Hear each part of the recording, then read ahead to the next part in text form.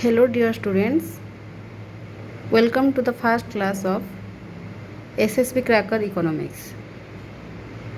As you all know that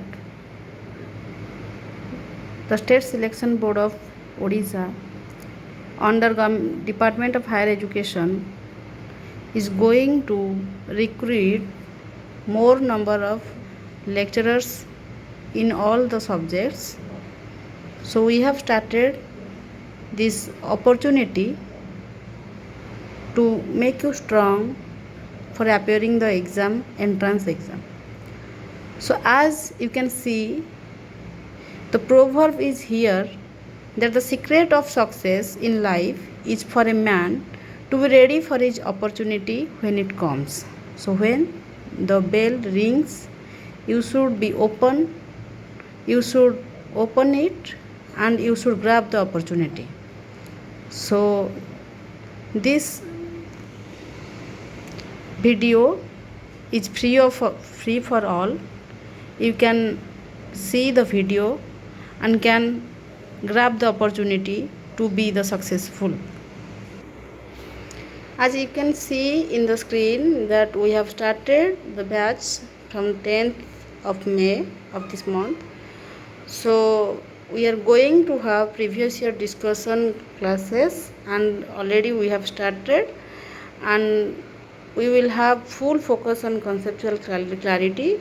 I will discuss more about the conceptual clarity in this video only, and we can cover large number of sources. I can give you all the reference books from which we have prepared the notes, and we can have a detailed video discussion also in the weekends so that you can ask your queries and solve it out. And every topic wise important questions and answers discussion will be there in the evening in every weekend, that is Saturday and Sunday.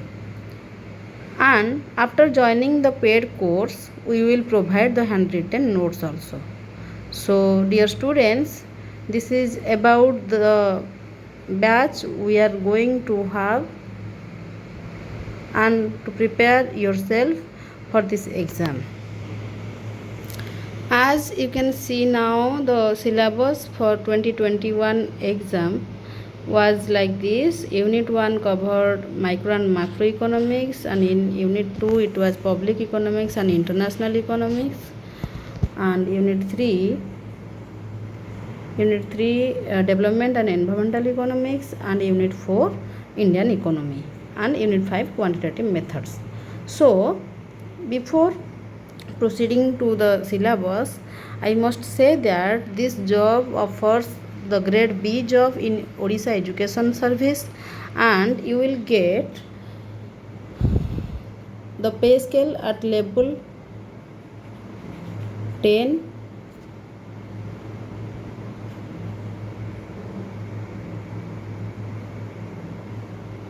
cell 1 of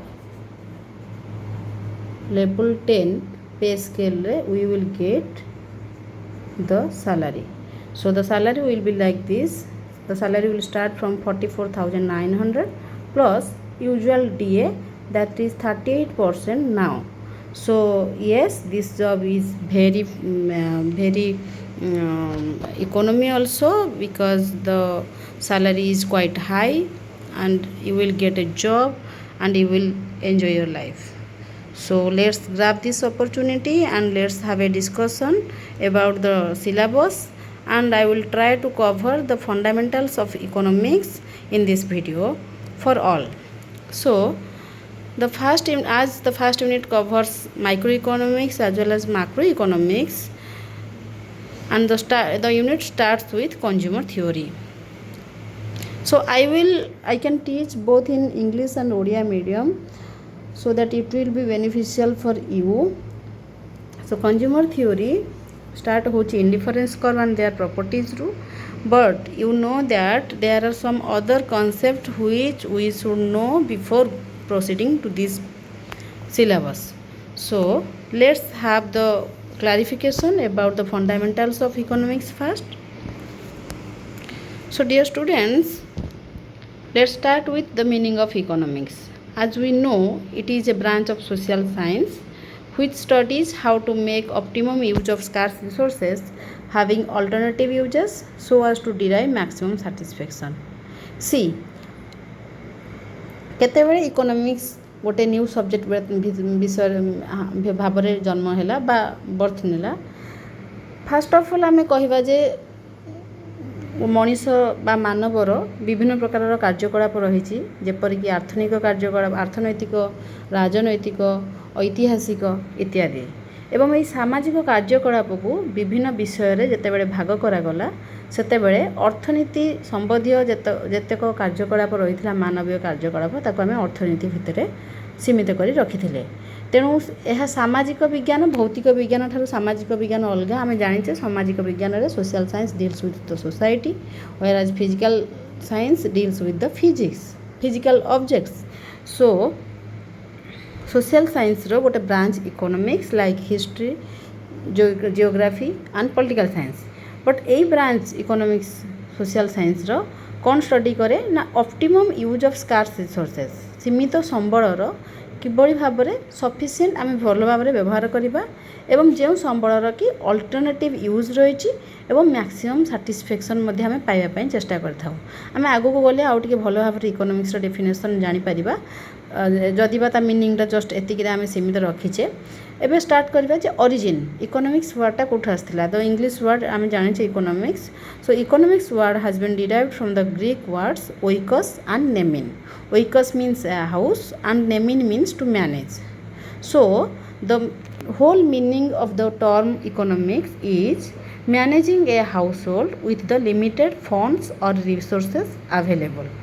So you know that you are also managing your household with the limited funds or resources. So that is only economics, and that management skill is economics.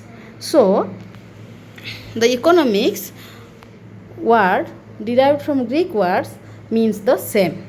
So when we will see that the definition about the definition of economics, the first definition of economics was given by Adam Smith, and his definition is known as wealth definition. We all know that, but he has published a book called An Inquiry into the Nature and Causes of Wealth of Nations, published in the year 1776. And in that book only he has given the definition of economics, and that definition is known as wealth definition.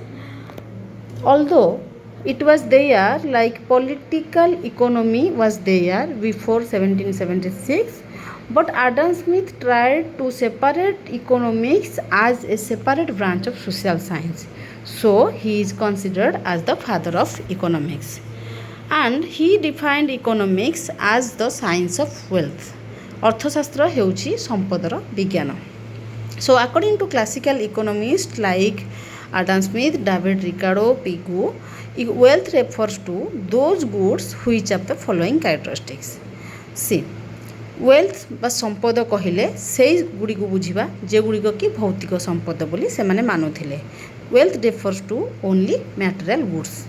And material goods must be scarce in relation to demand. से कहते से गुड़िक भौतिक संपद गुड़िक संपद पदवाच्य भौतिक द्रव्य गुड़िक जहाँकि तार चाहिदा अनुसार तार जोगाण कम होइथिबो. जेमिति कि आमे कहि परिबा जे demand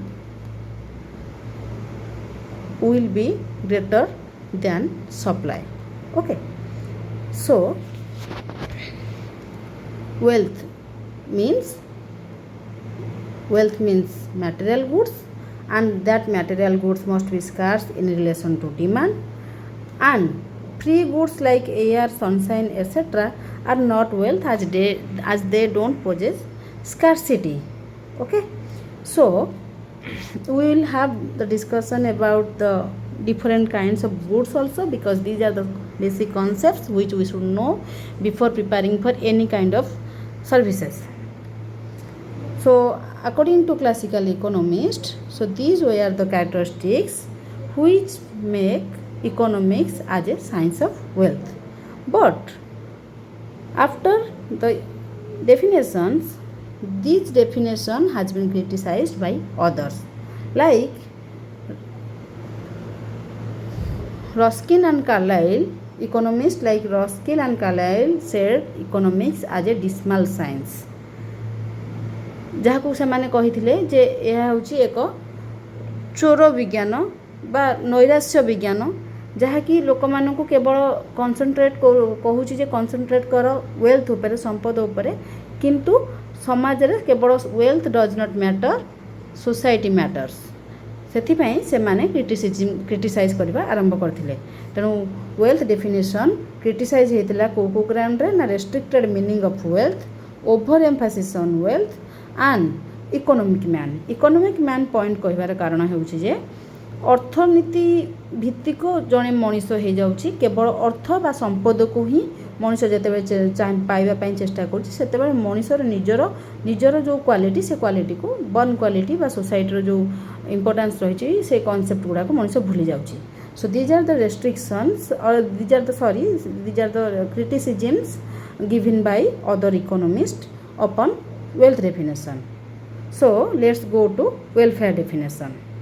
See, after a century, that means from 1776 to 1890, after a century, another definition came out, and that definition was given by English economist Alfred Marshall, and he has published the book Principles of Economics, and in the year 1890.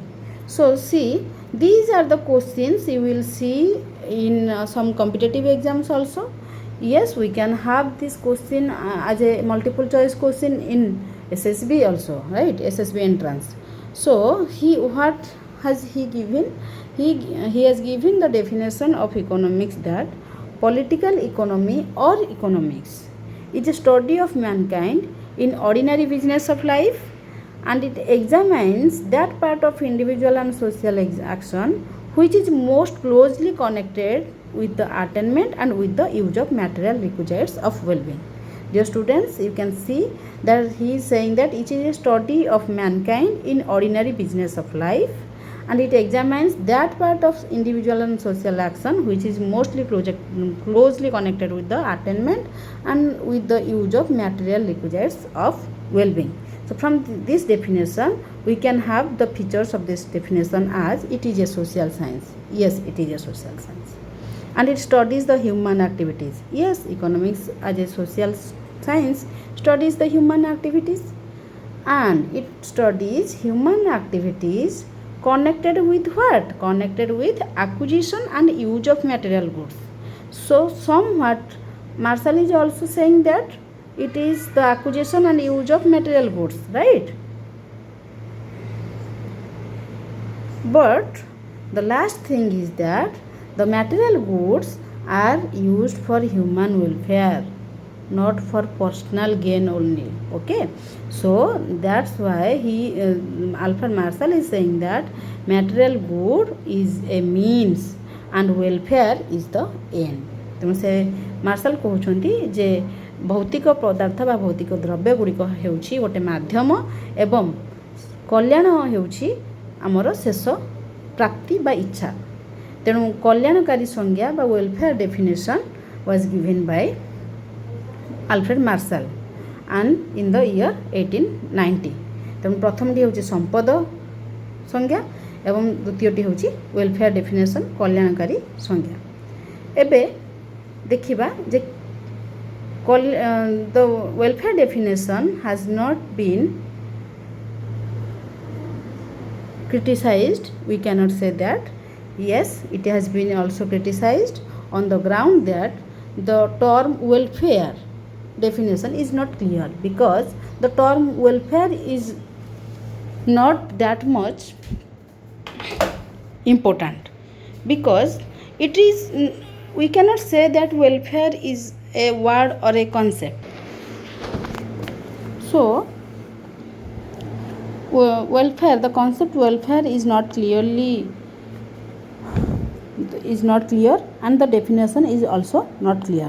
कहीं से कहले जे कल्याण कहले एक संज्ञा एवं ए संज्ञाटी मनीष एवं मनीष भितर पार्थक्य रही क्यों मनीष कल्याण को क्यों हिसाब से नौची ताहा निश्चिंत भाव में भिन्न तेणु मार्शाल प्रदत्त संज्ञाटी असंपूर्ण बोली कहुଯାଇଛି कारण केवल भौतिक वस्तुर प्राप्ति और परिव्यय जोटा को आम कहले material goods only material goods आम पाइबा एवं से मटेरियल गुड्स पाइबा पाई आमको अटेनमेंट से कहते कौन से कहते attainment and with the use of material requisite of wellbeing for wellbeing आम समाज कल्याण करने आमको कौन दरकार मटेरियल रिक्विजिट्स दरकार ताको आम यूज करवा एवं अटेनमेंट मान पाइबा प्राप्ति एवं परिव्यय वा खर्च करवा तेणु ये दुईटी जाक करुचे कार्य कौन पाई क्या करुचे आम मटेरियल गुड्स पाई ही करुचे तेणु से मटेरियल केवल भौतिक वस्तु बा मटेरियल गुड्स आम मनीषर समस्त अभाव परिपूरण कर न थाए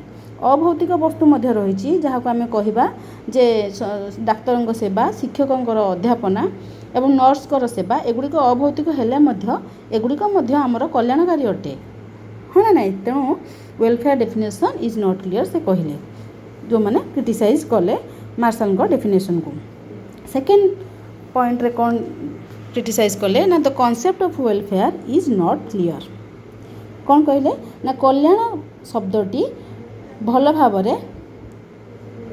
भाव बुझा जाई नाही जेमिति कि आमे कहिबा जे सबुबले जदि मनीष चाहिबो जे भौतिक वस्तु प्राप्ति एवं परिव्यय विषय चिंता करिबो if a man tries to attain material good for the welfare of the society can you say the drinking habit और the liquor is causing welfare to the society? No, not at all. कहीं मद अफिम cigarette इत्यादि जो क्षतिकारक भौतिक पदार्थ गुड़िक रही मनीषर कल्याण वृद्धि करे नाही किंतु आल्फ्रेड मार्शाल मतरे यह अर्थशास्त्र भितर जाऊँगी कारण अर्थशास्त्र यही पदार्थ गुड़िक किभली भाव में जेहेतु एगुड़िक हो भौतिक पदार्थ एवं यही पदार्थ गुड़िक किभली भाव में प्राप्ति हो पार एवं विनियोग हो पार ता विषय अध्ययन करुँची तेणु मनीषर अभाव को से परितृप्त कले करुँच तेणु अर्थशास्त्र यह अध्ययन करुँच तेणु the concept of welfare is not clear third welfare is a subjective concept मुझे कही कल्याण होची एक मनोगत धारणा कहीं ना आम जदि देखा जदि जड़े धनी व्यक्ति को 10 टंका देवा और जड़े गरीब व्यक्ति को 10 टंका देवा से समान उपयोगिता से टंकार पाइबे ना गरीब व्यक्ति निश्चिंत भाव में धनी व्यक्ति अधिक उपयोगिता पाइबे तेणु कल्याण होची गोटे मनोगत धारणा कहाँपाई अल्प टिके मिलगले बहुत कल्याण होची तो कहाँपाई कम कल्याण होची एवं the fourth point is Marshall's definition makes economics a social science Marshall definition टी मनीष को गोटे जो अर्थनीति को सोशल साइंस बा सामाजिक विज्ञान आख्या देछि तार अर्थ होची समाज में बंचुथिबा मनीषर दैनंदिन अर्थनैतिक कार्यावली को बा दैनंदिन कार्यावली उद्दिष्ट भौतिक पदार्थर आहरण एवं परिव्यय विषय अर्थनीति अध्ययन करथाए किंतु किभली भाव में जदि जड़े व्यक्ति निर्जन द्वीपर एकाकी रोचंती एवं तांकर मध्य निश्चिंत दैनंदिन कार्यक्रम रही कार्यावली रही एवं सेगुड़ी को जदि अर्थनीति द्वारा आम अध्ययन करें तेरे अर्थनीति केवल सामाजिक विज्ञान सहित जड़ित हो रही तेणु अर्थनीति सामाजिक विज्ञान होगा अपेक्षा मानविक विज्ञान होगा उचित बोली से कहते तेणु ये आम दुईटी डेफिनेशन सारी देचे we have completed the wealth definition as well as welfare definition. So next is the scarcity definition and it is the I think it is the best definition and today we are also using this definition as the meaning of economics. See this definition was given by another English economist also Professor Lionel Robbins and he has published his book An Essay on Nature and Significance of Economic Sciences published in the year 1932 एवं ओडिया रे कहबाक गले अर्थनीति विज्ञानर प्रकृति और तात्पर्य संबंधी प्रबंध कौन ना an essay on what on nature and significance of what of economic science अर्थनीति विज्ञानर नेचर प्रकृति एवं सिग्निफिकेंस तात्पर्य संबंधी एक से प्रबंध बा एसे लिखिथिले एवं एई संज्ञाटी आम स्कार्सिटी डेफिनेशन बा दुष्प्राप्यता संज्ञा भाव में यहाँ प्रसिद्धि लाभ करथिला एवं रॉबिन्सଙ୍କର भाषारे से कहते what has he define he is defining that economics is the science which studies human behavior as a relationship between ends and scarce means which have alternative uses. I am repeating that economics is the science which studies human behavior as a relationship between ends and scarce means which have alternative uses. So we will start with the relationship between ends and scarce means. ends means इच्छा शेष इच्छा बा किछि पाइबार इच्छा एवं मनुष्यर जेकोसी जिनस गोटे किछि गोटे जिनस अभाव रही जाइछि एवं ता पाइबार इच्छा एवं ताकू कहा माध्यम से पाइबो ना से निश्चिंत भाव में कौन संपद माध्यम बा संबल माध्यम पाइबो रिसोर्सेस माध्यम बा किछि माध्यम ही पाइबो से माध्यमटा कौन से माध्यमटा स्कार्स ता माने सीमित संबल सीमित रही एवं संबल सीमित जो रही से सीमित संबलर कौन रही ना अल्टरनेटिव यूज रही विकल्प व्यवहार रही तेणु ये अल्टरनेटिव यूज थिबा सीमित संबलर क्या सहित संपर्क रही मनुष्यर इच्छा सहित संपर्क रही अभाव सहित संपर्क रही मनुष्यर अभाव आम जानी समस्ते जे ह्यूमन वांट्स आर अनलिमिटेड अभाव असीम तेणु से कहते भाषा जो असीम अभाव और विकल्प व्यवहार युक्त ससीम संबल मध्य संपर्क परिप्रेक्षी में मानविक आचरण अध्ययन करुवा विज्ञान ही अर्थशास्त्र. So economics is the science which studies human behavior as a relationship between ends and scarce means which have alternative uses. And from this we can have the propositions regarding the main structure of economic science. Like this is for what we study economics.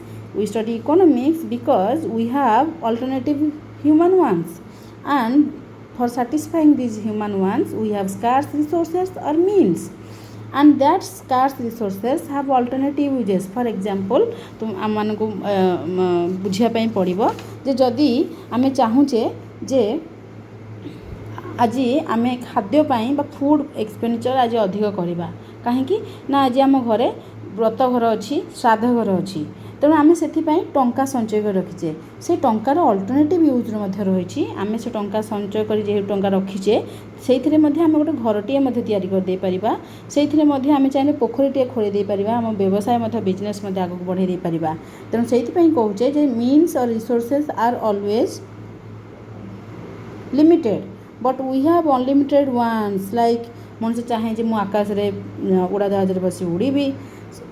Everybody wants to fly in the sky, right? So unlimited once रही बेले scarce means रही and uses किंतु alternative uses मध्य रही. So we have to grade what want we have to fill or what we have to postpone. ताको आमे कहबा गुरुत्व कर्म रे श्रेणी विभाजन करबा कहार ना मनुष्यर अभावर. पिला माने स्टूडेंट्स मु कहबा पे एटी चाहेबी जे जो नुआ नुआ कांसेप्ट आसी ones human wants by utility. So these are the basic concepts of economics what we have studied in class 12, right? So I will discuss in this video also the basic concepts on economics. So ये जो मनुष्यर अभाव रही एबे फेरिबा आम ये definition को मनुष्यर अभाव गुड़िक unlimited रही बेले मीन्स स्कार्स रही एवं यूजेस अल्टरनेटिव यूजेस रही एवं वी ग्रेडेशन करने पड़े आमको गुरुत्व क्रम में अभावर श्रेणी विभाजन कराए क्यों अभावटी आमर अधिक जरूरी और क्यों अभावटी आमर कम जरूरी सो दैट आम से फ्यूचर पोस्टपोन करदे पारिबा. तेणु रॉबिन्स यही संज्ञाटारे कहिसेंती जे अर्थशास्त्र is a science of choice. So this definition is also known as science of choice definition or choice definition also we can say. Otherwise we can say it is scarcity definition. Okay, scarcity definition of economics. And this definition also was also not limited by the applications. It has also some criticize someone, some economists have also criticized this definition. So we will see in which ways they have criticized this definition. So the criticizers are saying that this definition is not concerned with social aspect of economic activities अर्थात यही संज्ञाटी समाजर जो अर्थनैतिक कार्यवली गुड़िक रही से दिग को विचार को नहीं नांती से अर्थशास्त्र को एक विज्ञान मर्यादा देइछंती एवं तांको कथा अनुसार सबुबले अर्थनीतिज्ञ माने कौन करवा उचित ना से माने सबुबले तांकर ए जो स्कार्स मीन्स को लेकिन सबुबले चिंतित रहा दरकार जे आम पाखे लिमिटेड रिसोर्सेस रही एवं आम से माध्यम किभली भाव में पढ़ा केमिति ताकू मैनेजमेंट करवा सेटा जानिबा विषय दरकार किंतु समाज सबुबले कहे जे all is well that end is well तेणु सबकिछि ठीक हम जदि शेषटी भल हेब जेमिति आमे कहि परिबा जे आमे ईच एंड एवरी डे जदि आमे प्रैक्टिस करिबा एवं क्लासेस अटेंड करिबा then we can be a lecturer very soon so समाज सबुबले टार्गेट रही थाए जे शेष इच्छा बा शेष अर्थ शेष लक्ष्य तेणु यही अर्थशास्त्री माने शेष लक्ष्य विषय उदासीन हेबा अनुचित तेणु संबलर जो दुष्प्राप्य जनित अर्थनैतिक समस्या बड़ी रही ताहाको विश्लेषण करवा ताहा नुहे तार समाधान पाई मध्य हमको नीति निर्धारण करने पाई पड़िबो तेणु सामाजिक विज्ञान हिसाब से अर्थशास्त्र उभय ज्ञानगर्भक एवं फलप्रसू मध्य हेबा दरकार सेकेंड क्रिटिसाइज करछंती जे it gives the more importance on scarcity of resources अर्थ होउची जे आमर ए संज्ञार अर्थनैतिक समस्या जो सृष्टि होइछि ताहा विशेष करी संबलर प्राचुर्यता को लेकिन होई नहीं दुष्प्राप्यता को लेकिन होइछि तेणु दुष्प्राप्यता माने कम संबल आम पाखे रही एवं ताकू लेकिन आमे अधिक किभली भाव में आमर इच्छा पूर्ण करि परिबा किंतु बेले एमिति समाज जो अर्थनीति समस्या आसी थाए जो कि आम देखि जे संबलर प्राचुर्य मध्य विभिन्न प्रकार अर्थनैतिक समस्या सृष्टि करिथाए जेमिति कि आम कहि परिबा जे ग्रेट डिप्रेशन जो होइथिला 1930s रे हम वेस्टर्न कंट्री गुड़िकर होइथिला तो 1930s रे बोली आम कहि थाउ ताकू से 1930s ग्रेट डिप्रेशन बा महा मंदावस्था जो होइथिला सेथिरे कारण कोन थिला सेथिरे कारण थिला जे हमर अधिक भाव में जिनिस बा गुड्स एंड सर्विसेस प्रोडक्शन हो जाइथिला किंतु माने संबलर प्राचुर्यता थिला किंतु लोक मानक पाखरे टंका नथिला से गुडी को किछि किनि देबा पई तेणु से केवल संबलर प्राचुर्यता संबलर दुष्प्राप्यता ही गोटे अर्थनैतिक समस्या सृष्टि करे तार नुहे scarcity of resources does not create economic problem only availability or plentiful availability of resources also creates economic problem. So this criticism has been given by different economists, and the third criticism is that this definition does not cover economic growth. अर्थात यही संज्ञाटी रे अर्थनैतिक यही संज्ञाटी रे आमे अर्थनैतिक विकास बा अर्थनैतिक अभिवृद्धि विषय रे गुरुत्व दिया जाई नाही। यार अर्थ होउची जे आमे सबुबले यही अर्थनीति यही संज्ञार दुष्प्राप्यता को किभली अर्थ अतिक्रम करा जिवो ता विषय आलोचना करा जाई नाही। केवल कह जाइछि जे we have alternative uses, we have limited resources, and that limited resources have alternative uses, so we should be careful and we have to manage the things, but there are no ways how to take away the problem of scarcity. So this definition और यही संज्ञा संबलर दुष्प्राप्यता को किभली अतिक्रमण करा जिवो ताहा गोटे निश्चिंत भाव गोटे डेवलपिंग कंट्री रो मुख्य अर्थव्यवस्थार मुख्य समस्या।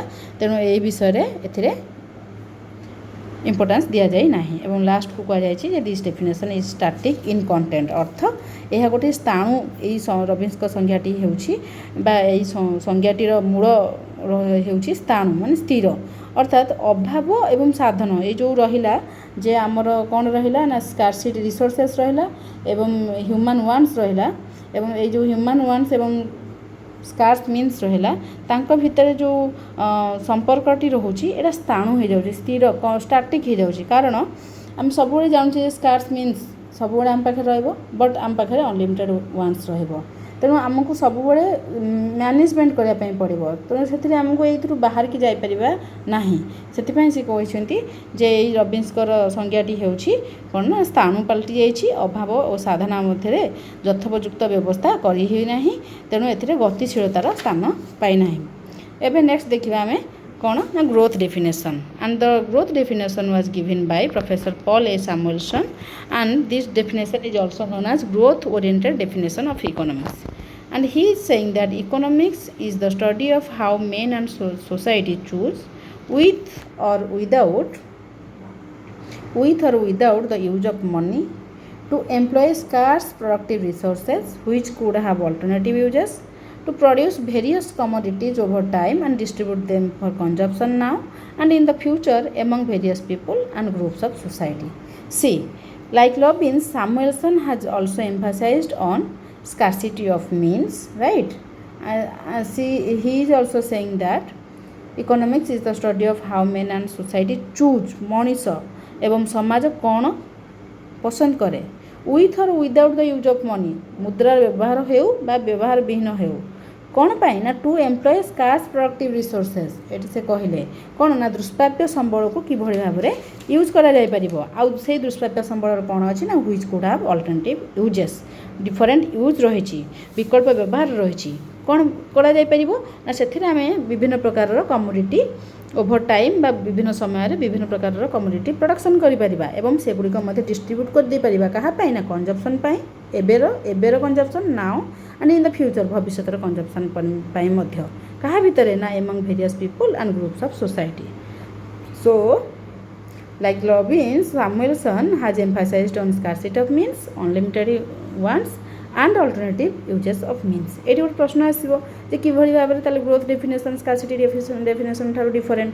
Yes, it is different in this ground. Like Robbins, he also deals with the problem of choice.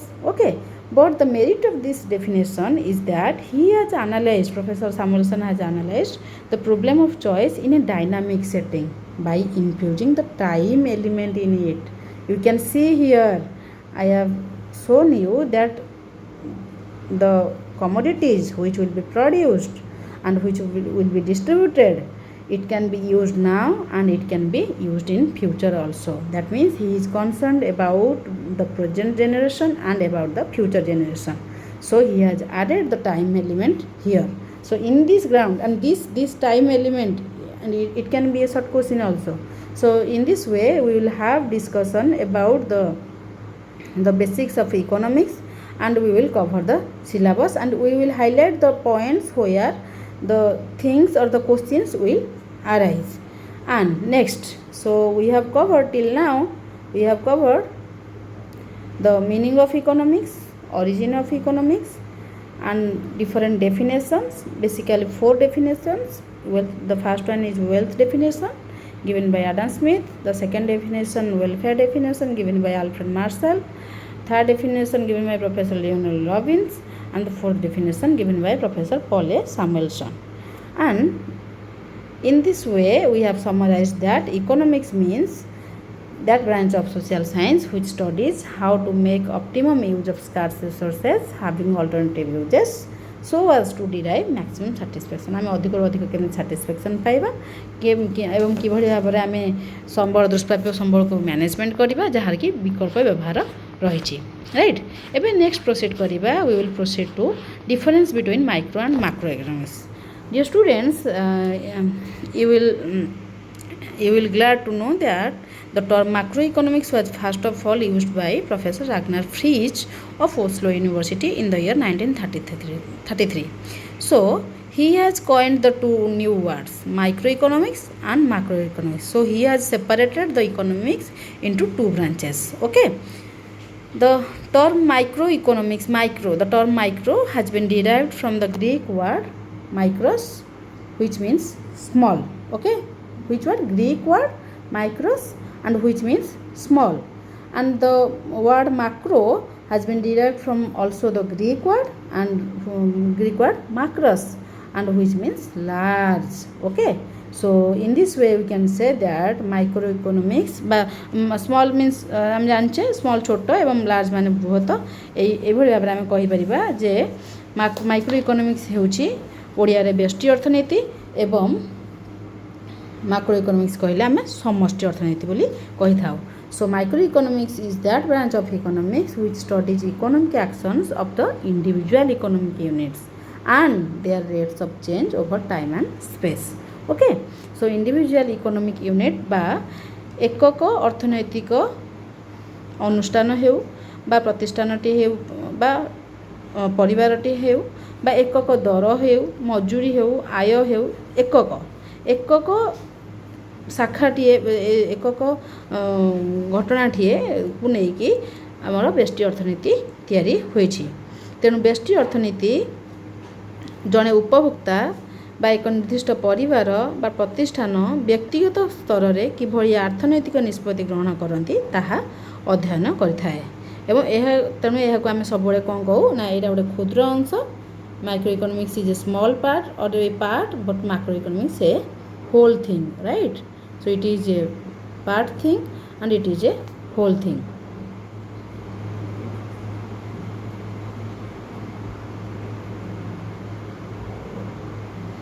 So macroeconomics is that branch of economics which studies the aggregate economic variables. बुझे aggregate economic variables अर्थात समष्टि अर्थनीति अर्थशास्त्र से शाखा को बुझाए जहाँ अर्थव्यवस्थार सामूहिक अर्थनीतिक एकक मध्य एकक गुड़िकर बा वेरिएबल कहले चल बोली आमे कहिबा चल गुड़िक विषय रे अध्ययन करथाए. तेणु आमे कहिबा जे माइक्रो इकोनॉमिक्स बा व्यष्टि अर्थनीति व्यक्तिक अर्थनीतिक एकक बा इंडिविजुअल इकोनॉमिक यूनिट रो बा एकक रो आचरण संपर्क अध्ययन कला बेले macro economics aggregate economic variables बा समष्टि बा सामूहिक अर्थनीतिक एकक गुड़िकर स्थान काल पात्र विशेष आचरण संपर्क अनुधान करता. So macro economics is that branch of economics which studies aggregate economic variables like national income, total employment, aggregate output, general price level. सी क्वेश्चन केमिति आसीबो माइक्रो इकोनॉमिक्स रो क्वेश्चन दे परिबो जे माइक्रो इकोनॉमिक्स रे हम कोन कोन स्टडी करथाउ. जेमिति कि हम कहि परिबा जे मु कहली जे जेमिति सिंपल गोटे फैमिली अच्छी गोटे फार्म अच्छी बा गोटे सिंगल प्राइस अच्छी वेज अच्छी जनकर वेज विषय कहुई इंडिविजुअल इनकम विषय कहुई गोटे इंडस्ट्री केते आउटपुट प्रोडक्शन होची एगुड़ाक सब माइक्रो इकोनॉमिक्स रे इनक्लूड होची because these are the individual economic units. But जिते बड़े we are concerning about national income, total employment in our country, aggregate output, GDP, general price level of our country. So these are the aggregate economic variables and here we are saying about macroeconomics. Okay, so these are the difference between micro and macroeconomics. Let's go to the scope of economics. As we can say that scope of a subject refers to the area of its operation. Okay, को area रे से कार्य करि थाए तार scope. सो scope कहले आम से बुझुचे माने तार क्रियाशीलता केते आयतन पर्यंत सेटा काम करुची. तेणु आम देखुचे जे इकोनॉमिक्स रो जते बड़े एरिया ऑफ ऑपरेशन कथा उठिथिला जते बड़े फास्ट इनक्लूड करथिला कंजप्शन. काहेकि ना जते बड़े मनीष आदिम काल रे जंगल रे रहउथिला केवल फलमूल संग्रह करथिला एवं पशुपक्षी शिकार करी गछर बकड़ खाउथिला बकड़ पिंधुथिला एवं जंगल पानी पिउथिला फलमूल खाई बंचुथिला. तेणु एक आदिम समाज रे अर्थशास्त्र बा मनीषर सामाजिक कार्यकलाप को तो अर्थशास्त्र अर्थनैतिक कार्यकलाप को ही तो अर्थशास्त्र अध्ययन करवा ना. तेणु कंजप्शन को ही इनक्लूड. तो scope of economics was limited to consumption only. Then what happens समय अतिबाहित हो गला मनुष्यर अभाव मध्य वृद्धि पाइला. मनुष्य जिते अभाव वृद्धि पाइला मनुष्य कृषि कार्य आरंभ कला एवं गोटे अनुकूल परिवेश मध्य पाइला. ଅନୁକୂଳ ପରିବେଶ ପାଇଲେ ସେ ଘର କରି ରହିବା ଫଳରେ ସେ ବିଭିନ୍ନ ପ୍ରକାରର ଶସ୍ୟ ମଧ୍ୟ ଉତ୍ପାଦନ କଲା, ବିଭିନ୍ନ ପ୍ରକାର ଶସ୍ୟ ଉତ୍ପାଦନ କଲା, ପୋଖରୀରୁ ମାଛ ଧରିଲା ଏବଂ ଘର ତିଆରି କଲା। ଏହିସବୁ କାର୍ଯ୍ୟ ଯେତେବେଳେ ପିନ୍ଧିବା ପାଇଁ ଲୁଗା ତିଆରି କଲା, ତ ଏହିସବୁ କାର୍ଯ୍ୟ ଗୁଡ଼ାକ ଆମେ କ'ଣ କହିଲେ ନା ପ୍ରଡ଼କ୍ସନ୍ ବା ନିଜେ ନିଜେ ସେ ଉତ୍ପାଦନ କରିବା ଶିଖିଲା। ଯେତେବେଳେ ତା'ର ପ୍ରଡ଼କ୍ସନ୍ ଅଧିକ ହେଲା, ଦିନକୁ ଦିନ ଜନସଂଖ୍ୟା ବଢ଼ିଲା ଏବଂ ଅଭାବ ଯେଉଁ ମଣିଷର ୱାଣ୍ଟସ୍ ରହିଛି ତାହା କ'ଣ ନା ତା'ର କ୍ୱାଣ୍ଟିଟେଟିଭ୍ ବଢ଼ିଲା, କ୍ୱାଲିଟେଟିଭ୍ ମଧ୍ୟ ସେ ବଢ଼ିଲା। କ୍ୱାଣ୍ଟିଟି ଦୃଷ୍ଟିରୁ ଏବଂ କ୍ୱାଲିଟି ଦୃଷ୍ଟିରୁ ତା'ର ବିଭିନ୍ନ ପ୍ରକାରର ଜିନିଷ ଲୋକମାନଙ୍କର ବିଭିନ୍ନ ପ୍ରକାରର ଚାହିଦା ହେଲା ଏବଂ ବିଭିନ୍ନ ପ୍ରକାରର ଅଧିକ ଆମାଉଣ୍ଟର ଜିନିଷ ମଧ୍ୟ ଚାହିଦା କଲେ। ତ ସେତେବେଳେ କ'ଣ ହେଲା ନା ସେତେବେଳେ କ'ଣ ହେଲା ନା ଆମର ଏକ୍ସଚେଞ୍ଜ ସିଷ୍ଟମ୍ ଆସିଲା, ଯେ ଯଦି ଜଣଙ୍କ ପାଖରେ ଅଧିକ ଅଛି ଜଣେ ଜଣଙ୍କୁ ଆତ୍ମନିର୍ଭରଶୀଳତା ସମସ୍ତେ ଥିଲେ ପ୍ରଡ଼କ୍ସନ୍ କରିକି, ଏବଂ ଏଇ ପ୍ରଡ଼କ୍ସନ୍ରୁ ଏବେ ସମସ୍ତେ ଆସିଗଲେ କ'ଣ ନା ଏକ୍ସଚେଞ୍ଜ କରିବା ପାଇଁ। କାହିଁକି ନା ଆମର ଅଧିକ ଅଛି, ତେଣୁ ଆମେ ସେଇ ଜିନିଷଟିକୁ ଅଧିକ ଥିବା ଶସ୍ୟଟିକୁ ବା ବସ୍ତ୍ରଟିକୁ ଅଧିକ ଅଛି, ତେଣୁ ଆମେ ଦେଇଦେଇ ଆମେ ତାକୁ ରିଟର୍ଣ୍ଣରେ ଏକ୍ସଚେଞ୍ଜ ମାଧ୍ୟମରେ ବିନିମୟ ମାଧ୍ୟମରେ ଆଉ କିଛି ଜିନିଷ ପାଇଯିବା। ଏବଂ ଯେତେବେଳେ ଏକ୍ସଚେଞ୍ଜ ସିଷ୍ଟମ୍ ଆସିଲା, ତାପରେ ଧୀରେ ଧୀରେ ସମସ୍ତଙ୍କର ପୁଣି ଅଭାବ ବଢ଼ି ଚାଲିଲା। ସେତେବେଳେ କିଛି ଲୋକ ସ୍ଥିର କଲେ ଯେ ଆମେ ନିଜେ ଗୋଟେ ରହିକି ଆମେ କେବଳ ବିଜନେସ୍ ବ୍ୟବସାୟ ପର୍ପଜ୍ରେ କିଛି ଜିନିଷ ତିଆରି କରିବା ଆରମ୍ଭ ହେଲା। ନିଜେ କନଜମ୍ପସନ୍ ପର୍ପଜ୍ ଭୁଲିଗଲେ ମଣିଷ। ଏ ପ୍ରଡ଼କ୍ସନ୍ କ'ଣ ପାଇଁ କରାଗଲା ନା ଆମେ ଏଟାକୁ କେମିତି ସେଲ୍ କରିବା। ଆଚ୍ଛା, ଯଦି ସେଲ୍ କରିବା ପାଇଁ ସେମାନେ ଜିନିଷ କଲେ ତାହେଲେ ତାଙ୍କୁ କ'ଣ କ'ଣ ଦରକାର ଆମେ ଜାଣିଛେ। ଫ୍ୟାକ୍ଟର୍ସ ପ୍ରଡ଼କ୍ସନ୍ ଦରକାର, ଲ୍ୟାଣ୍ଡ, ଲେବର ଏବଂ କ୍ୟାପିଟାଲ ଆଉ ହେଲା ଅର୍ଗାନାଇଜେସନ୍। ତ ସେମାନେ ଅର୍ଗାନାଇଜେସନ୍ କଲେ ଏବଂ ଅର୍ଗାନାଇଜେସନ୍ କରିକି ସେମାନେ କ'ଣ କଲେ ନା ପ୍ରଡ଼କ୍ସନ୍ କଲେ।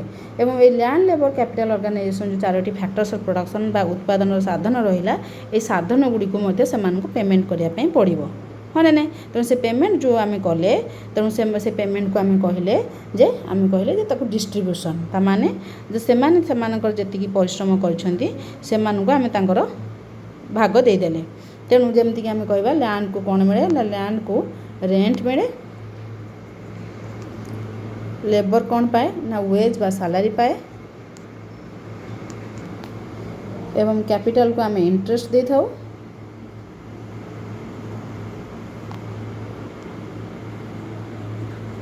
ଅର୍ଗାନାଇଜେସନ୍ ଯେ କରିଥାଏ ସେ ପ୍ରଫିଟ୍ ପାଏ।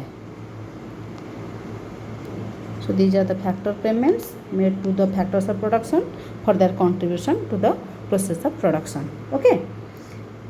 So in this way the distribution has been added as a scope of economics. Then comes subject matter of economics. जे अर्थशास्त्र विषय वस्तु कौन कौन एबे रही। स्कोप ऑफ इकोनॉमिक्स जहाँ थिला से scope of economics subject matter भितर मध्य आसुची, विषय वस्तु मध्य आसुची। एवं सबुठार मुख्य सब्जेक्ट मैटर होउची ए जो कंजप्शन आसला, प्रोडक्शन आसला, डिस्ट्रीब्यूशन आसला, एक्सचेंज आसला। ए सबरो कारण कौन मनुष्यर इच्छा, ह्यूमन वांट्स। ए मनुष्यर इच्छा अच्छी बोली आज मनीष एते आग को चली।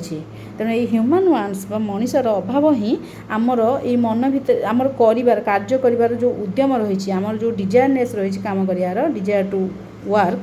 आज आम जो परिश्रम करी पढ़ुचे एंट्रांस जे yes we will qualify the entrance and we will crack the entrance and we will get a job and we will get the salary to live a life successfully, okay, and peacefully.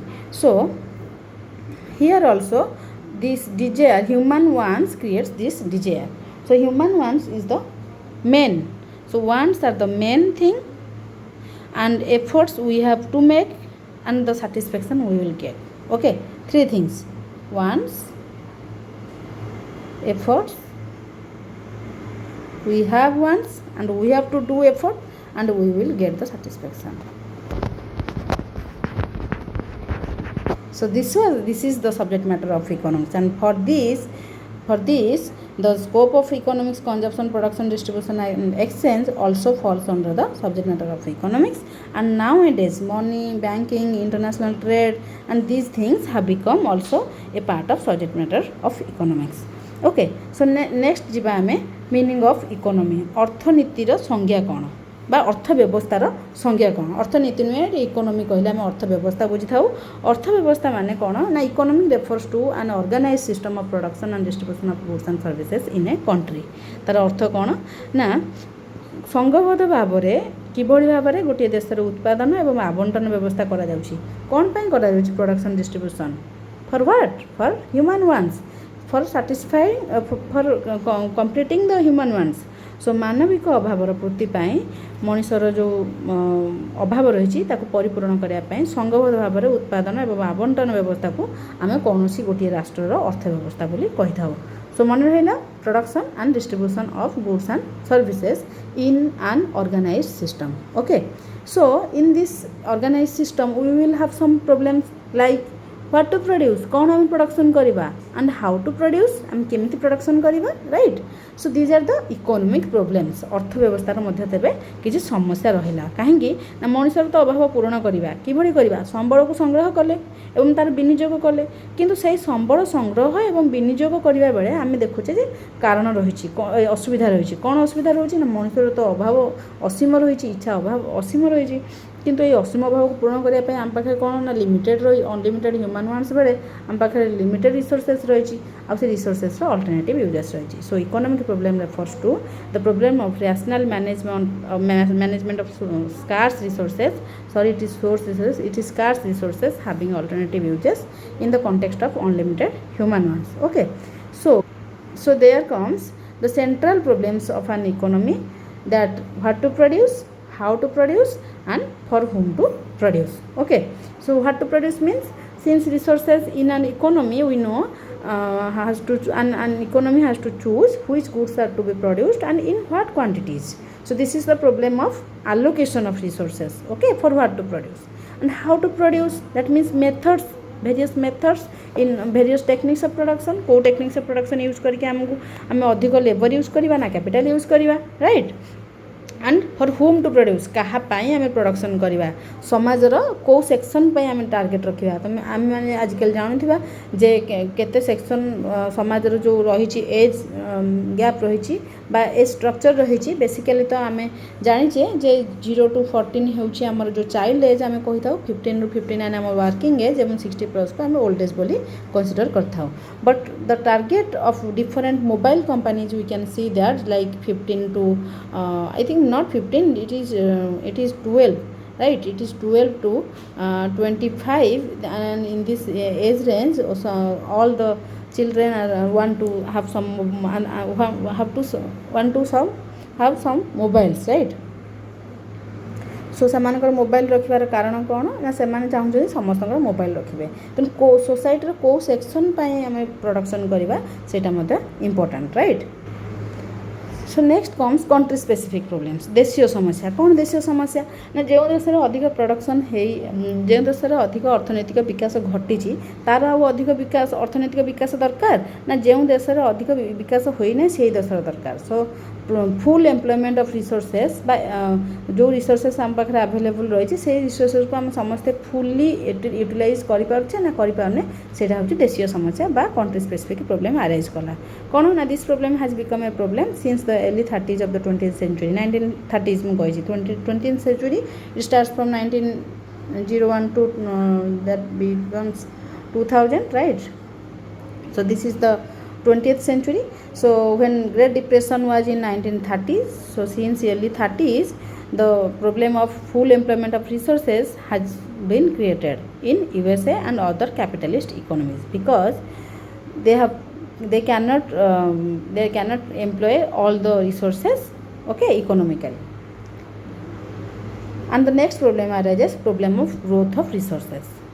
Growth of resources, को resources केते growth हेबा दरकार, population अधिक growth हेबा दरकार. हाँ, population तो growth होउची but due to the growth of population केते चेंज होउची वंस रे एवं से जो चेंज रहउची एवं से चेंज को हमको फुलफिल करिया पई हेले हमको डिफरेंट रिसोर्सेस को मध्य कौन करवा दरकार ना ग्रोथ मध्य दरकार, right. Capital, technology and different skills trainings ए सब मध्य कौन ना बढ़िया दरकार. तेणु कौन पाए ना to accelerate the pace of economic development. So these are the problems related to country. So up to this we have covered the meaning of economics, origin of economics, and the different definitions: wealth definition, welfare definition, scarcity definition, and growth definition.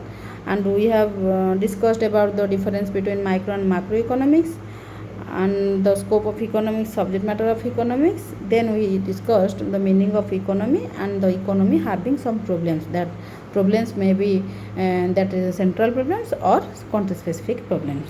So now we will have the discussion about the basic concepts or the basic terms we are using in economics. You all know, because you are the students of economics, we always use the term human want, utility, goods, value, price, wealth, right? So as this is the fundamental class for all of you, so you should know it before proceeding to the syllabus.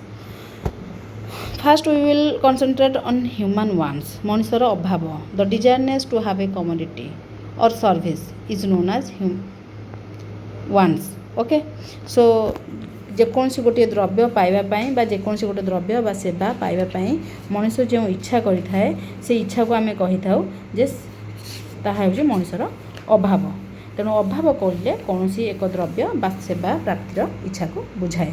तेणु आम कहीचे जे यही human wants को पूरण करने हेल्ले आमको efforts देवाक पड़ो. आम इच्छा करुचे जे आम गोटे जॉब करवा जो लेक्चरशिप जॉब करवा एवं से आमको उद्यम करने को पड़ो सो दैट आम से ह्यूमन वांट्स को कौन कर साटिस्फाए कर.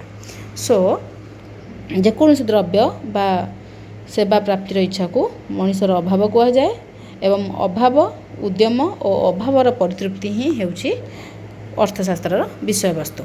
एबे ये जो मनुष्यर अभाव रही तार चारित्रिक वैशिष्ट्य कौन रही देखा. Characteristics of human wants.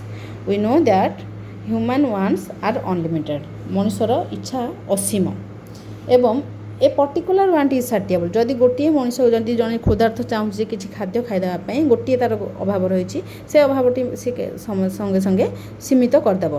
तेणु ए पर्टिकुलर वांट इज साटिएबल. गोटे अभाव परिपूरण क्षम अटे एवं से निर्दिष्ट अभावटीर तृप्ति संभव. एवं यही पॉइंट ह्यूमन वांट्सर कैरेक्टरिस्टिक्सटा आमर लॉ ऑफ डिमिनिशिंग मार्जिनल यूटिलिटीर बेसिस बोली धरा जाए. जेहेतु आम गोटे अभाव को बारंबार गोटे अभाव को पूरण करिपरिबा जेहेतु से अभावटी बारंबार पूरण हेले आमर से कौन ना मार्जिनल यूटिलिटी कमी जाए. सेटा को आम सेपटे डिस्कसन करवा नेक्स्ट क्लास रे.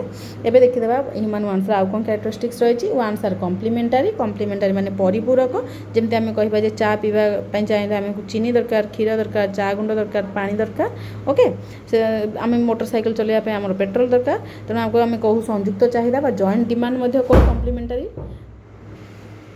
सो वांट्स आर कम्प्लीटेटिव मीन्स कम्प्लीमेंटारी मीन्स अभाव गुड़िक परिपूरक एवं संयुक्त चाहिदा रही है जॉइंट डिमांड रही है आमर जेकोसी दुईटी द्रव्यपाई. एवं वांट्स आर कम्पिटिटिव आमर कौन ना आम मनुष्यर जो अभाव गुड़िक रही से अभाव गुड़िक बेले बेले कौन हुए ना प्रतियोगिता भितर करती जे समस्त आम सब चाहूँ जे आम हाँ यहाँ नेबा सेटा नेबा. And wants are competitive means wants बा मनुष्यर अभाव गुड़िक प्रतियोगी होता है. आम गोटे अभाव को पूरण कला बेले आउ गोटे अभाव पुणी संगे संगे आम पाखे आसी पहुँची जाए. तेणु आमको अग्राधिकार भितर समस्त अभाव को परिपूरण करने पड़ी था. तेणु आमको बाछापी पड़ी था जे केउठी अधिक जरूरी और केउठी कम जरूरी. तेणु अभाव गुड़िकर ये प्रतियोगिता गुड़िक निरवच्छिन्न भाव चली था. आम मैंने जाचे मनुष्यर अभाव क्यों अभाव केउठी प्रथम पूरण करवा सेटा आम निजे चूज करवा दरकार. नेक्स्ट पॉइंट हूँ वांट्स आर अल्टरनेटिव बा अभाव गुड़िक वैकल्पिक. गोटे निर्दिष्ट अभाव पूरण पर अनेक प्रकार विकल्प व्यवस्था रही. भोक होते भात खाईपर, रुटी खाईपर एवं अन्य जिनस खाईपर. तेणु आमको जदि शीत दिन में गरम बा टे हट ड्रिंक्स किसी पीबार अच्छे तेणु आम चा पीपर, कॉफी पीपर, गरम क्षीर पीपर. सो नेक्स्ट पॉइंट हूँ wants Bhairi with time place and person. अभाव गुड़िक कौन हुए ना स्थान काल पात्र अनुसार भिन्न भिन्न होता है. आम जाने समस्त आम मानकर अभाव मनुष्य हिसाब से समस्त अलग एवं स्थान हिसाब से शीत दिन में शीत स्थान को एवं समर वैकेशन चली जो मैंने शीत स्थान को जाऊँगी जम्मू काश्मीर जाऊँ से विंटर क्लथेस दरकार पड़ी. एवं समय अनुसार टाइम आम क्लाइमेट चेंज हो गले वेदर कंडीशन चेंज हेल्ले आम अभाव परिवर्तन हो. खरा दिन में आम छता धरुचे, शीत दिन में छता धर दरकार पड़नी किंतु वर्षा दिन में छता दरकार पड़े. Wants Bhairi in their intensity. अर्थात अभाव गुड़िकर तीव्रतार पार्थक्य थाए. कहीं ना आमर जो प्रयोजन रही आमर अभाव गुड़िकर केउटी अधिक जरूरी होता है एवं केउटी कम जरूरी होता है आम कहीपर जमीक जड़े स्टूडेंट पेन दरकार गोटे नोटबुक दरकार एवं बुक्स दरकार एगुड़िक हूँ अधिक जरूरी किंतु आम कह watching television no it is not necessary okay so it varies in their intensity once reoccur means recur that means बारंबार अभाव गुड़िक पुनः पुनः जागृत होती आम थे खाद्य खाईदे कौन आम पेट पूरी जाऊँ कि ना आमको बारंबार आउ थे पुणी भोक हो आउ थे खायापी पड़ुଛି right and some ones turn into habit किसी अभाव रही अभ्यास परिणत हो जाऊँगी जमीक शीत दिने चा पीबार अभ्यास एवं से गरम दिन हेल्ले चा पीबार अभ्यासटा कंटिन्यू चलुची right and ones are influence by advertisements आम मैंने जाने रेडियो टीवी खबर कागज पत्र पत्रिकार जो विभिन्न आकर्षणीय विज्ञापन बाहर से विज्ञापन द्वारा ही आमर आवश्यकता सृष्टि हो जाऊँगी ताहा चाहिदार परिणत हो अभाव परिणत हो जाऊँगी तेज नेक्स्ट देखा यही अभाव गुड़िक आम केते भाग विभक्त करें ना 3 भाग में गोटे है नेसेसरीज आवश्यक बा अत्यावश्यक द्रव्य एवं आ गोटे हूँ कम्फर्ट एवं आ गोटे हूँ लग्जरी कम्फर्ट मीन्स आरामदायक द्रव्य एवं लग्जरीयस मीन्स विलासदायक द्रव्य तेणु ये नेसेसरीज बा अत्यावश्यक द्रव्य को पूरी आम 3 भाग विभक्त कर देचे गोटे है necessaries for life necessaries for efficiency and conventional necessary तेणु नेसेसरी कहले अत्यावश्यक कहले मनुष्यर जो मौलिक अभाव रही जहाँ बिना मनुष्य बंची पार ना जमीक आम कहूचे the primary ones of man without which man can not live so a minimum of food clothing shelter medicine is called the necessary ones okay so necessities for life कहले से absolutely essential commodity गुड़ा को ही हमें कहूचे for survival of man and these are the bare necessities of life without which man cannot live necessities for efficiency means the commodities or services required for maintaining working capacity at a high level right so that means आमर जदि मनुष्यर कर्म कार्य करने बा जेकोसी कार्य कर दक्षता वृद्धि करिबारे जो सेवा बा सामग्री दरकार पड़ी थाए ओके से आमर कौन दरकार ना न्यूट्रिशियस फूड्स दरकार उत्तम बा पुष्टिकर खाद्य दरकार एवं आउ कौन दरकार ना जड़े बिजी डॉक्टर कार्टे दरकार और चेयर टेबल गोटे स्टूडेंट दरकार एगुड़ी हूँ नेसेसरीज फॉर एफिशिएंसी नेक्स्ट आसला कन्वेंशनल नेसेसरी बा पारंपरिक आवश्यकता बोली आम कही था आम मैंने जाने पारंपरिक आवश्यकता कौन आम समाज जेहेतु रोचे बह व्रत श्राद्ध इत्यादि सामाजिक प्रथा रही पूजा पर्वपर्वाणी पालन करमको मिनिमम किसी एक्सपेंडिचर करने पड़ी था social custom and force of habit रू आम जो नेसेसरी कमोडिटीज गुड़ाक रिक्वायरमेंट करता से गुड़ाक दीज आर कन्वेंशनल नेसेसरी बोली कही था ओके नेक्स्ट है नेसेसरी एंड नेक्स्ट सेकेंड है कंफर्ट मीन्स आम जाने comfort so we are using comfort also for dresses clothes so जो द्रव्य जीवन को आम सरस सुंदर करने साहाय्य करे ताकू आम आरामदायक द्रव्य कही था तेणु ये कम्फर्ट्स गुड़ाक कौन करे ना आमको से गुड्स गुड़ाक आमको इजी और प्लेजरेबल लाइफ मेंटेन करने हेल्पफुल करे जमीक आम समर रे कहचे इलेक्ट्रिक फैन थी दरकार विंटर आम पाखे वार्म क्लथेस थी दरकार आउ फर्निश्ड हाउस आम दरकार सोफा सेट थी दरकार से ट्यूबलाइट थी दरकार राइट एगुड़ा कला आम comforts example so next comes luxuries and we know that luxuries are superfluous ones which a person desires to satisfy for displaying his sense of vanity अर्थात कौन ना these commodities the person don't need for comforts not for necessaries अर्थ कौन व्यक्ति विशेष कार्य दक्षता वृद्धि करे ना बा जीवन धारण दरकार नुहे किंतु निजर गोटे अहमिका को संतुष्ट करवा संपद बा अभिजातर प्रदर्शन उद्देश्य यह उपभोग कर right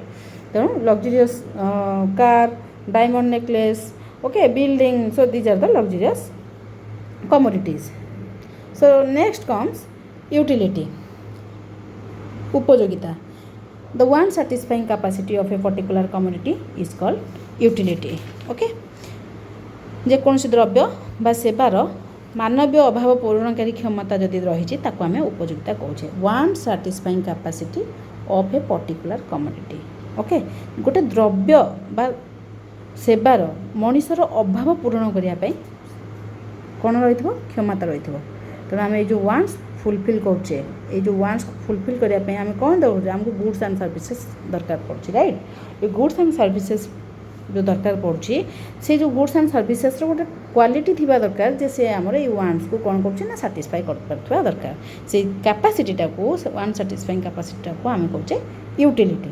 So what are the characteristics of utility?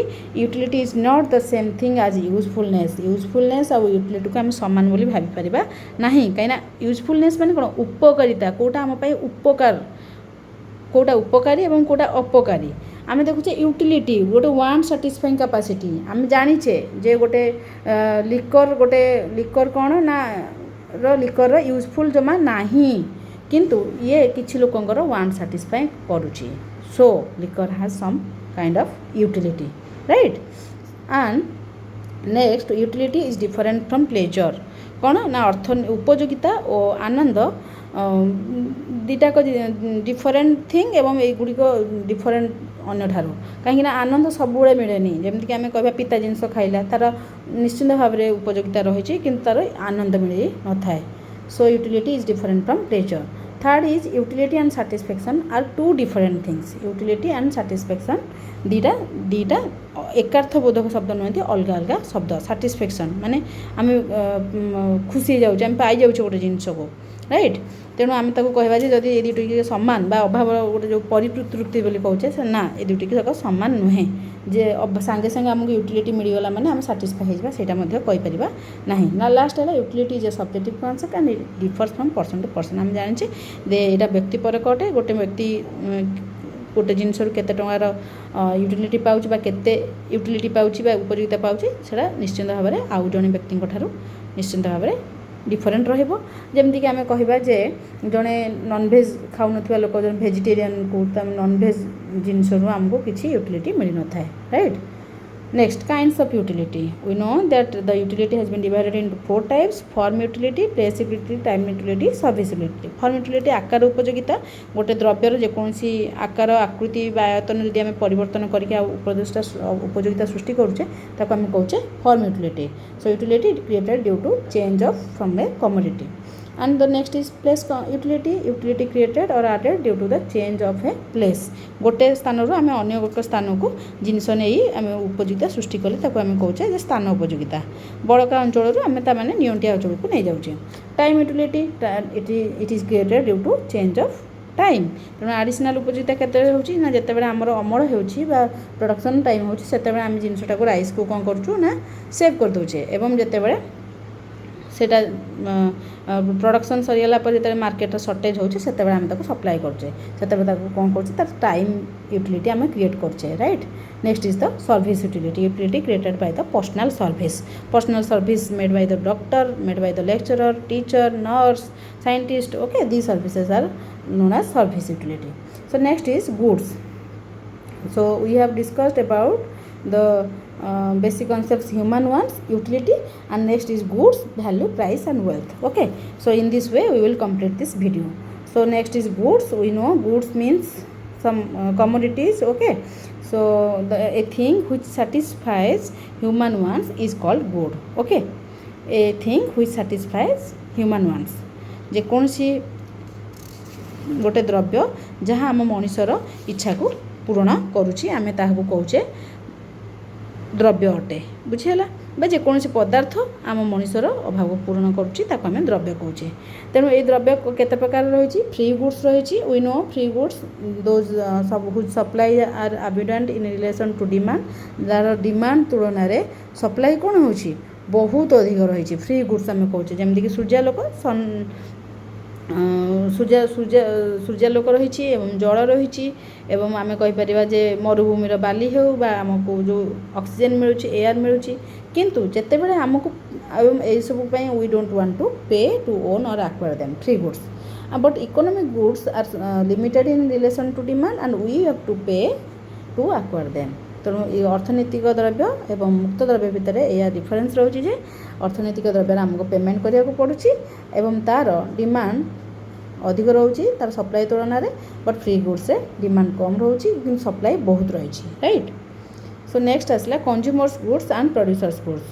Consumers goods means that goods directly satisfy human wants and producer goods means indirectly satisfy human wants consumer goods जो गुड़ाक आमको प्रत्यक्ष भाव में साहाय्य करते आमर अभाव को परिपूर्ण करने मानवीय अभाव को आम कंज्यूमर्स गुड्स कौचे एवं जो द्रव्य गुड़िक अन्य द्रव्य उत्पादन में व्यवहृत होता है एवं इनडायरेक्टली आमर मनुष्यर अभाव को परिपूर्ण करता है आम प्रोड्यूसर्स गुड्स कौचे।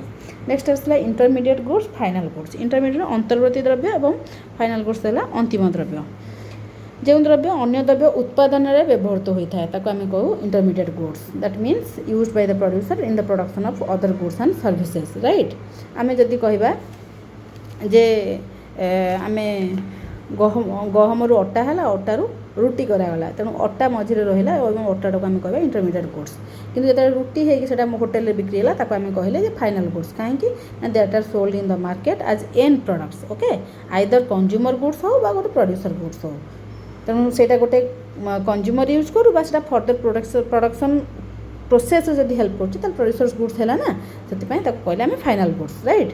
सो नेक्स्ट आसला कौन ना public goods and private goods public goods those are provided by the public the government but and that goods are not divisible in consumption and it is provided equally to all the members of the society but private goods are divisible in consumption मान divisible रहिबो एवं supplied by the market at a price and its benefits are internalised ये मुझे गोटे कहवाई मन रखापी चेष्टा करी जे public goods principle of exclusion ताने आप्लिकेबल नहीं ताने एक्सक्लूड माने जे टंका दब जे पेमेंट करिवो सी ही बेनिफिट पाइबो सेमती एठी कोनोसी प्रकार सुविधा नहीं पब्लिक गुड्स समस्त फ्री थाए बट प्राइवेट गुड्स केस रे कौन हुए ना जी पेमेंट करे सी ही यूज करे तेणु पब्लिक गुड्स क्षेत्र में राइभालेरी न थाए बट प्राइवेट गुड्स रे राइभालेरी थाए ओके तामाने जड़े कंजप्शन कले आउ जनकर कंजप्शन उपरे ओबियसली प्रेशर पड़ो प्राइवेट गुड केस रे कहीं जे पेमेंट कर से ही कंजप्शन कर राइभालेरी नहीं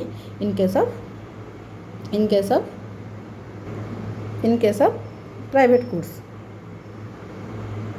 सो next is material goods and non material goods that are tangible and visible and have physical shape एवं से द्रव्य गुड़िक कौन हो टैंजिबल स्थिति रही एवं विजिबल तार देखा जाउछि एवं आकृति रही स्पर्श द्वारा आम अनुभव कर पार्छ तेणु आम कहे कौन ना physical material goods and non material goods माने कौन ना goods which don't have physical shape and which are invisible like the skill and ability of a person okay.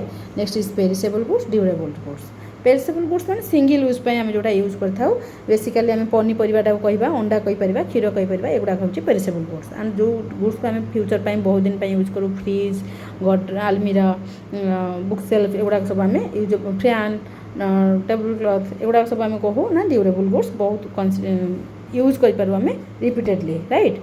Next comes value value means कौन ना ओडिया आम कह value कहले जे आम कहूचे जे value कहले जे तार कौन ना दर दर जोटा को आम कहू जे तार दर केते रही मूल्य केते रही बोली आम कही था किंतु दर एवं मूल्य समान नुहे मूल्य कहले आम बुझी था जे भैल्यू एवं दर कहले प्राइस ओके तेणु भैल्यू कहले कौन ना मूल्य तार मूल्य केते रही तार मूल्य तार भैल्यू केते आम लाइफ रे आम जोटा कहूचे सो ये जो भैल्यू रही भैल्यू दुई प्रकार भैल्यू आम कौन कहे ना पावर ऑफ ए कमोडिटी तार कार इम्पोर्टाट पावर केते रही over to purchase other commodities गोटे कमोडिटीर भैल्यू केते रही अदर कमोडिटी परचेज करिबारे ओके जोटा को आम बाटर सिस्टम रे आम देखुले जे गोटे कमोडिटी एक्सचेंज आम केमती आ गोटे कमोडिटी पाइबा ताको आम कहे भैल्यू और भैल्यू दुई प्रकार गोटे है व्यवहारिक मूल्य सॉरी व्यवहारिक मूल्य एवं जहाँ को भैल्यू इन यूज एवं भैल्यू इन एक्सचेंज गोटे हूँ विनिमय मूल्य अर्थात कौन ना भैल्यू इन यूज गोटे पेन को लेकिन तो व्यवहार आम केते थर व्यवहार करें केते पेज आम लिखिपर से आम कहे value in use value in exchange कौन ना आम तार एक्सचेंज तक परिवर्तन फेरई देले दुकान ठार 10 टंकार पेन आनले आम तो फेरई देले केते टंकार पेन आउ केते टंकार पेंसिल पाइपर से आम कहे भैल्यू इन एक्सचेंज से भैल्यू इन एक्सचेंज बा एक्सचेंज भैल्यू जिते आम मनी टर्म रे एक्सप्रेस करूँ ताको आम कहू प्राइस। सो कौन द्रव्यर जदि विनिमय मूल्य को आम मुद्रा आकाश प्रकाश करुचे कहे आम दर the exchange value of a commodity expressed in terms of money is known as price okay. So next जी आम वेल्थ वेल्थ कहले आम संपद बोली बुझी था। तो संपद कहले आम बुझा जे क्या घरे केते संपद रही ना संपदर अर्थ हो stock of goods at A given time that has a money value in the market अर्थात कहार केते धन संपत्ति अच्छी नुहे गच्छित संपद रही गच्छित द्रव्य भंडार रही जार बजार में मौद्रिक मूल्य रही तेणु विशेषकर मौद्रिक मूल्य कहार रही आम कथा जे फ्री गुड्स मौद्रिक मूल्य ना बिकज आमको किसी पेमेंट करने पड़ूना तेणु फ्री गुड्स वेल्थ नुहे। तो कौन रही ना नेक्स्ट रही इकोनॉमिक गुड्स बा अर्थनैतिक द्रव्य गुड़िक we have to pay so these goods are considered as wealth. So वेल्थर कौन कौन कैरेक्टरिस्टिक्स रही कौ द्रव्य गुड़िक आम वेल्थ बोली कहे ना जो द्रव्य गुड़िकर यूटिलिटी रही यूटिलिटी उपयोगिता रही अर्थात आमर मनुष्यर अभाव पूर्ण कर से द्रव्य गुड़िकर स्कार्सिटी रही सप्लाई कम रही डिमांड तुलन में एवं मार्केटेबिलिटी बजार में विक्रय होबार योग्यता रही।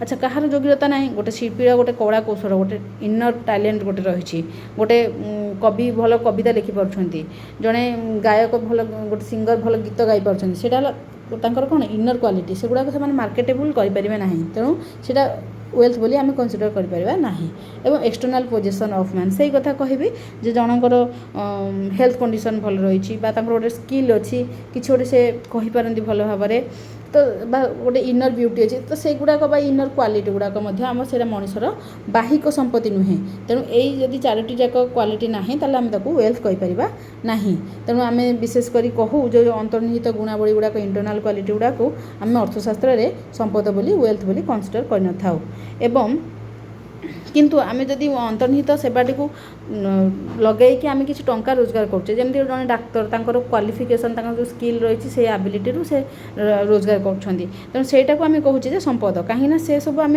किनापी पड़ुची आमको you have to purchase from the market right so that's why these are considered as wealth. आउ जमी रे आमर पेटेंट राइट रहा कि जोड़ाक व्यावसायिक सुनाम रही आम पुणी बिक्री करें जमी टाटा कंपनी तार कौन कर टाटा सल्ट बाहर टाटार डिफरेंट ब्रांड डिफरेंट जिनस टाटा बेसन हो सब जिन बाहर तो से सब कौन से ब्रांडटा को बिक्री कर तेणु से कौन कर पेमेंट पाँच तेणु से यहाँ कौन हो पार ना वेल्थ बोली कनसीडर कर ओके ये गोटे कनसेप्ट आसो मनी मनी मुद्रा मुद्रा को आम संपद कहवा ना कहवा साधारणतः आम समस्त कहूचे जे जहाँ जिते टंका रही तार से अधिक धन संपद रही बोली किंतु मनीर कौन मनी कौन सतरे गोटे वेल्थ बोली कनसीडर कर संपद बोली ना ये चारोटी जाक कनसेप्ट भितर यूटिलिटी जो कनसेप्ट रही मनी जो मुद्रार उपयोगिता परोक्ष उपयोगिता प्रत्यक्ष नुहे आपण जानी मनुष्यर अभाव किए पूर्ण करुच्ची गुड्स एंड सर्विसेज राइट आउ गुड्स एंड सर्विसेज पाइबापी कौन दरकार गुड्स एंड सर्विसेज आमको कौन दरकार ना मनी दरकार right so money is a medium goods and services कौन साटिस्फाई करुच्ची वन साटिस्फाई करुच्ची सो यूटिलिटी कौन अच्छी ना इनडायरेक्ट यूटिलिटी कहार मनीर अच्छी indirect utility so money does not have direct utility okay से दृष्टि आम कौन कहे ना जो मुद्रा संपद पदवाच्य नुहे तेणु एवं देखा संपद को आम केते भाग में विभक्त करवा संपद को तीन भाग में विभक्त करता गोटे है इंडिविजुअल वेल्थ ओके गोटे है नेशनल वेल्थ आ गोटे हूँ कॉस्मोपॉलिटन वेल्थ।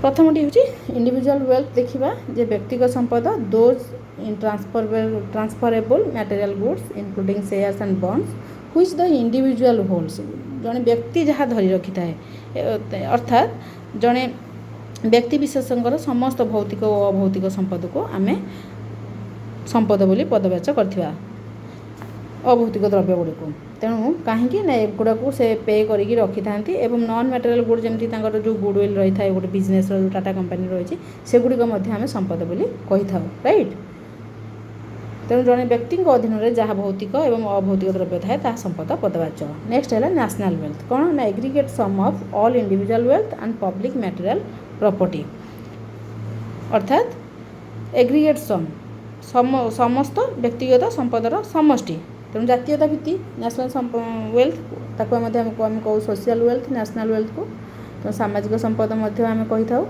ତେଣୁ ଏଇଥିପାଇଁ କହିଥାଉ ଯେ ସମାଜର ସବୁତକ ସମ୍ପଦ ବା ସମସ୍ତ ବ୍ୟକ୍ତିଗତ ସମ୍ପଦର ସମଷ୍ଟିକୁ ଏବଂ ତା ସହିତ ବ୍ୟକ୍ତିବିଶେଷଙ୍କର ଅଧୀନରେ ନଥିବା କାହା ଅଧୀନରେ ଥିବା ତାହେଲେ ସରକାରଙ୍କର ଅଧୀନରେ ଥିବା ପବ୍ଲିକ୍ ମ୍ୟାଟେରିଆଲ୍ ପ୍ରପର୍ଟି ଗୁଡ଼ିକ ଯେମିତିକି ଫରେଷ୍ଟ ରିଭର ଏଗୁଡ଼ାକୁ ଆମେ ନ୍ୟାସନାଲ୍ ୱେଲ୍ଥ କହିଥାଉ। ଓକେ, ଯେମିତିକି ଆମେ କହିବା ଯେ ଆମ ପାଖରେ ନଦୀ ଅଛି, ଜଙ୍ଗଲ ଅଛି, ଖଣିଜ ପଦାର୍ଥ ରହିଛି, ପର୍ବତ ରହିଛି, ହ୍ରଦ ରହିଛି। ଓକେ, ସେଇଭଳି ମଧ୍ୟ ଆମେ କ୍ୱାଲିଟି ମଧ୍ୟ ଦେଖିଥାଉ। ଆମ ଯେଉଁ ପଙ୍କ୍ଚୁଆଲିଟି କ୍ୱାଲିଟି ଥାଏ କାହାର, ଜାପାନିଜ୍ ମାନଙ୍କର, ଏବଂ ଟାଇମ୍କୁ ନେଇକି ଯେଉଁ ଇଂଲିଶ ଲୋକମାନେ ବେଶୀ କନସର୍ନ ଥାଆନ୍ତି। So these qualities are also considered as wealth for their country, and these qualities are also considered as national wealth or social wealth. Okay, so next is the cosmopolitan wealth. Cosmopolitan wealth means it is the wealth of all nations, right, including oceans and Antarctica. We know that Antarctica is all the countries are having all the research centers in Antarctica, so it is known as cosmopolitan wealth or international wealth. And other things like United Nations, World Trade Organization, WHO, so these institutions and IMF, World Bank, obviously these institutions are included under cosmopolitan wealth. And last is the representative wealth. Representative wealth means आम represent करें कौन represent करें ना मनीष जो sorry गोटे individual कौन थाए ना स्टॉक्स एंड शेयर्स थाए जे से इंडिविजुअल ताको आम कहू जे रिप्रेजेंटेटिव वेल्थ बा टाइटल्स टू वेल्थ। ओके, व्यक्तिगत संपद रे एटा मध्य इंक्लूड होता है। तो नेक्स्ट आसला जे संपद सहित आम किसी कॉन्सेप्ट को देखा जे से अदर कॉन्सेप्ट गुड़ाकर संपद सहित कौन रिलेशन रही। कैपिटल, पुंजी, पुंजी माने कौन, पुंजी माने फर्दर प्रोडक्शन जो आम यूज करता जो वेल्थटा को आम कहू पुंजी। तेणु से सबुतक पुंजी संपद हो पार, किंतु समस्त संपद पुंजी नुहे। कारण पुंजी कहले आम बुझुचे जे गोटे स्थिर जिनिस जहाँकि स्थिर हो रही जाउची। जदि आम कहवा all wealth is not capital. All wealth माने आम सपोज गोटे मोटर कार अच्छी। ओके, से मोटर कारटा आम जाने तार यूटिलिटी अच्छी, तार स्कार्सिटी अच्छी, तार मार्केटेबिलिटी अच्छी, एक्सटर्नाल पोजिशन मध्य रही। यही मोटर कारटा को आम निजर पर्सनाल यूज लगाऊे, तेणु ये कौन होना वेल्थ बोली आम कनसीडर करवा, बट कैपिटल होनी कहीं it is not use for further production. ये किसी प्रोडक्शन बा किसी एक्सट्रा इनकम कर साहाय्य करुच्ची ना, जदि आम टैक्सी भाव में यूज करवा बा अन्य को लगेदेवा जे टैक्सी भाव में यूज करा जाओ पैसा रोजगार हम, ताहले सेटा को आम कनसीडर करवा जे कैपिटल बोली।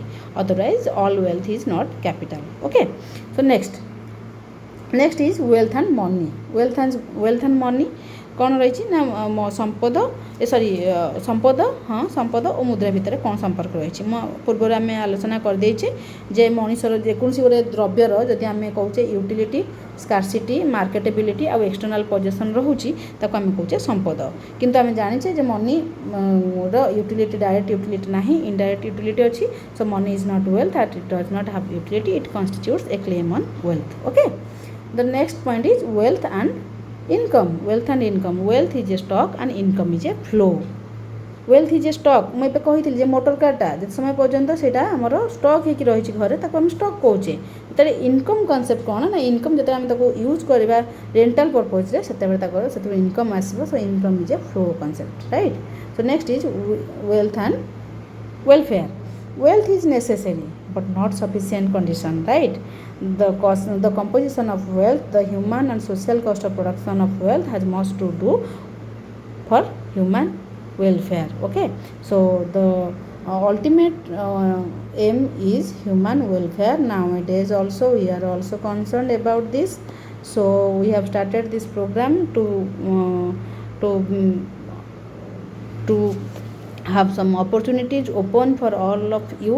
So I hope you all have enjoyed the class, and you will join the course in future also. Okay, thank you.